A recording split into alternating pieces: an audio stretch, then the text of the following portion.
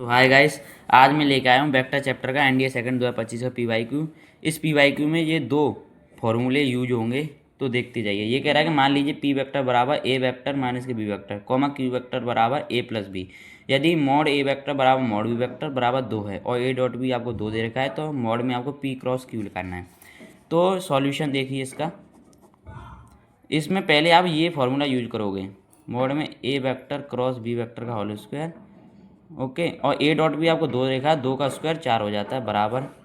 आपको mod A vector 2 दे रखा है और 2 का स्क्वायर 4 हो जाता है इनटू में।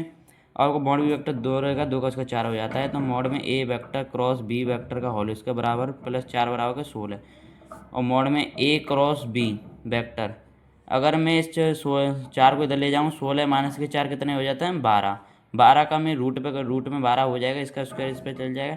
तो मॉड ए वेक्टर इनटू में बी वेक्टर बराबर हो जाएगा 2√3, ओके। अब आपसे पूछ रहा है मॉड में पी क्रॉस क्यू निकालो, P cross Q vector.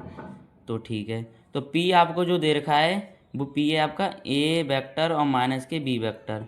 Cross में आपको लगाना है A vector plus k B vector, okay. और आपको ये फॉर्मूला पता है कि A vector minus k B vector cross A vector plus B vector होता है आपका 2 ए क्रॉस बी वेक्टर। 2 को मॉड से बाहर निकाल लेंगे तो मॉड में क्या हो जाएगा ए क्रॉस में बी। और ए क्रॉस बी वेक्टर का मान आपको पता है 2√3, और 2 इंटू 2√3 का हो जाता है 4√3। तो इसका आंसर ये हो जाएगा, डी ऑप्शन करेक्ट हो जाएगा। चैनल को सब्सक्राइब कर लीजिए ऐसे ही क्वेश्चन के लिए।